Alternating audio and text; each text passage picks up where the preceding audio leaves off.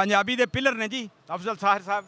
Radio ਦੇ ਮੁੱਤਾਂ ਤੋਂ ਪੰਜਾਬੀ ਦਾ ਉਹ ਕੰਮ ਕਰ ਰਹੇ ਨੇ ਕਿ ਉਹਨਾਂ ਦੇ ਕੰਮ ਦੇ ਉੱਤੇ ਫਖਰ ਕੀਤਾ ਜਾ ਸਕਦਾ ਕਿਸੇ ਵੀ ਪੰਜਾਬੀ ਨੂੰ। ਅੱਜ ਪਲਾਕ ਸੈਂਟਰ ਦੇ ਵਿੱਚ ਵਾਰਿਸ ਸ਼ਾਹ ਅਵਾਰਡ ਹੋ ਰਿਹਾ ਸੀ, ਉਹਦੇ ਵਿੱਚ ਮਾਸ਼ਾਅੱਲਾ ਇਹਨਾਂ ਨੇ ਅਵਾਰਡ ਵੀ ਲਿਆ, ਮਹਿਮਾਨ ਖਸੂਸੀ ਵੀ ਸਨ। ਤੇ ਅਸੀਂ ਜਨਾਬ ਜਿਸਲੇ ਪਲਾਕ ਤੋਂ ਬਾਹਰ ਨਿਕਲੇ ਨੇ, ਅਸੀਂ ਪਲਾਕ ਤੋਂ ਬਾਹਰ ਇਹਨਾਂ ਨੂੰ ਰਹਿਮਾਨੀ HD ਨਿਊਜ਼ ਚੈਨਲ ਨੇ ਇਹਨਾਂ ਨੂੰ ਫੜ ਲਿਆ ਜਨਾਬ। ਉਹਨਾਂ ਨਾਲ ਅਸੀਂ ਪੰਜਾਬੀ ਦੇ ਵਿਚਾਰ ਸੁਣਾਂਗੇ ਜਨਾਬ ਅਫਜ਼ਲ ਸਾਹਿਰ ਸਾਹਿਬ। बड़ी मुहब्बत जी तुहाडी रहमानी न्यूज़ वालियां दी, और तुसी भी बड़ा सिदक नाल मुहब्बत नाल लगे हो पंजाब दी पंजाबीयत दी आवाज़ चुकण लई मैदान च हो, बड़ी खुशी है। बाकी जो वारिस शाह अवार्ड होया है या पंजाबी ज़ुबान तहरीक वालों या इस तरह दी होर जिहड़ियां तंजीमां जिहड़े पंजाबियां दे कट करदियां ने, पंजाबियां नूं हलाशेरी दिंदियां ने, अपनी मिट्टी नाल अपनी बोली नाल अपनी विरासत नाल जोड़दियां ने उस सवाल दे नाल। उन्हां दा दम गनीमत है, वो वध तो वध होणीਆਂ ਚਾਹੀਦੀਆਂ ਨੇ। ਅਸੀਂ ਬਹੁਤ ਲੇਟ ਹਾਂ, ਬਹੁਤ ਕੰਮ ਕਰਨ ਦੀ ਲੋੜ ਹੈ।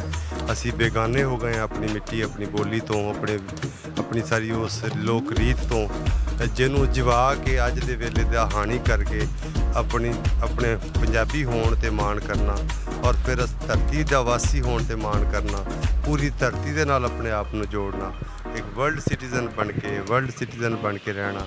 ਔਰ ਫਿਰ ਇਹ ਕਿ ਆਪਣਾ ਜਿਹੜਾ ਕ੍ਰੀਏਟਿਵ ਐਕਸਪ੍ਰੈਸ਼ਨ ਹੈ, ਤੁਸੀਂ ਆਪਣੇ ਕਿਸੇ ਗੁਣ ਨੂੰ ਵਰਤਣਾ, ਔਰ ਐਸਾ ਗੁਣ ਜਿਹੜਾ ਉਹ ਪਹਿਲੇ ਤੁਹਾਨੂੰ ਉਜਾਗਰ ਕਰਨਾ, ਦਰਿਆਫਤ ਕਰਨਾ, ਉਹਦੇ ਵਾਸਤੇ ਵੀ ਮਾਹੌਲ ਚਾਹੀਦਾ। ਉਹਦੇ ਵਾਸਤੇ ਆਪਣੀ ਪਿਛਲੀ ਸਾਰੀ ਸੁਰ ਦੀ, ਸੰਗੀਤ ਦੀ, ਪਰਫੋਰਮਿੰਗ ਆਰਟ ਦੀ ਸਾਰੀ ਰੀਤ ਨਾਲ ਜੁੜਨਾ ਪੈਂਦਾ। ਅਤੇ ਇਹ ਜੁੜਤਾਂ ਤਾਂ ਹੀ ਕਾਇਮ ਰਹਿ ਸਕਦੀਆਂ ਨੇ ਜੇ ਬੋਲੀ ਕਾਇਮ ਰਹੇ, ਜੇ ਬੋਲੀ ਪੜ੍ਹਾਈ ਲਿਖਾਈ ਦਾ ਹਿੱਸਾ ਬਣੇ, ਜਾਂ ਬੋਲੀ ਜਿਹੜੀ ਹੈ ਉਹ ਖਾਸ ਤੌਰ 'ਤੇ ਸਰਕਾਰ ਦਰਬਾਰ ਦਾ ਹਿੱਸਾ ਬਣੇ, ਰੋਟੀ ਰੁਜ਼ਗਾਰ ਦਾ ਹਿੱਸਾ ਬਣੇ। ਅਤੇ ਇਹਦੇ ਵਾਸਤੇ ਵੀ ਨਾਲ ਆਵਾਜ਼ ਚੁੱਕਣ ਦੀ ਲੋੜ ਹੈ।